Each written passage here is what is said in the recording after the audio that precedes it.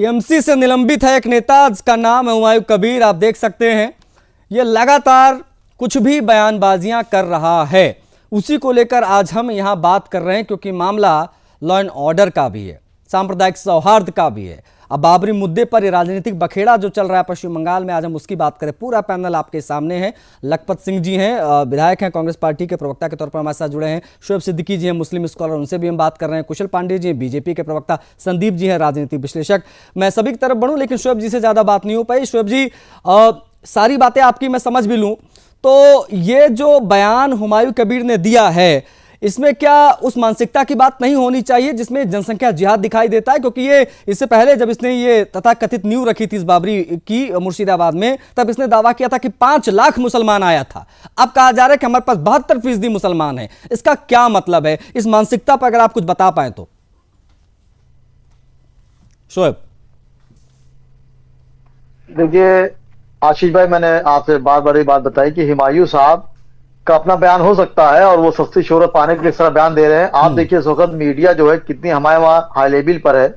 अगर वहाँ 5 लाख लोग मौजूद थे तो अब तक मैं समझता हूँ उस तरह वीडियो आ जाते, और जो वीडियो आ रहे तकरीबन वो मेरे ख्याल सैकड़ों में आ रहे हैं, हजारों में भी नहीं है। तो इस तरह का बयान मैं नहीं मानता हूँ। जहां तक ये आप कह रहे हैं या लोग और भी कह रहे हैं कि वहां पे जनसंख्या के हिसाब से उन्होंने दावा किया है, तो मैं दावे को खोखला करता हूं। क्योंकि हिंदुस्तान में मेरा हिंदू भाई 80% है। अगर वो इस तरह की तादाद देखी जाए तो मैं समझता हूं जनसंख्या के हिसाब से बनना होता ना शोएब जी, तो ये राम मंदिर बहुत पहले बन चुका होता, बहुत पहले। भाई मैं नहीं वो नहीं कह रहा हूँ। मैं कोर्ट का देखिए, कोर्ट का तो ऑर्डर जो है सबने माना, मुसलमान नहीं माना। सियासी लीडर छोड़ के किसी ने भी बाबरी मस्जिद के खिलाफ कोई ऐसी बात नहीं कही। वो तो एक अलग चीज है। मैंने उनकी बात का जवाब दिया। देखिए इसमें होता क्या, जैसे अब आपने कहा कि टीएमसी का पल्ला झाड़ रही है, तो आशीष भाई असल में होता क्या है कि नहीं, ये पल्ला झाड़ने वाली बात शोएब जी इसलिए लग रही है क्योंकि ऐसा लग रहा है, क्योंकि टीएमसी की तरफ से इस पर बिल्कुल चुप्पी साधी गई है।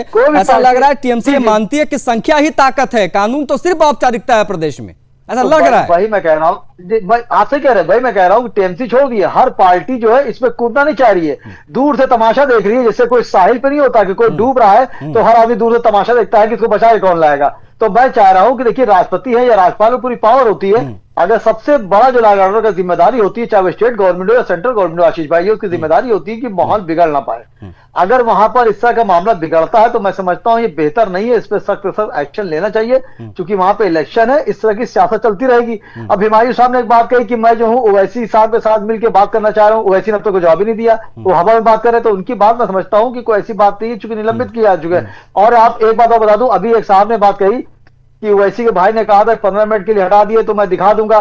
तो इस चीज को मैं मानता नहीं हूं। एक बीजेपी के सांसद भी थे या 3 लेडीज थी, को मैंने खुद स्टेटमेंट सुना था, उन्होंने कहा था कि अगर पुलिस हटा दिया तो मैं मुसलमानों को दिखा दूं कि कहां पे है क्या नहीं है। तो इस तरह के बयान मैं समझता हूं अच्छी चीज नहीं है। संदीप जी, गंगा जमनी की तहजीब है, यहाँ पे मोहब्बत बनी रहनी चाहिए। ओके संदीप जी, ये कहना कि ये उनका व्यक्तिगत बयान है मुस्लिम स्कॉलर के द्वारा, टीएमसी के द्वारा पल्ला झाड़ना हुमायूं कबीर से, इसको किस प्रकार से देखा जाए? क्या ये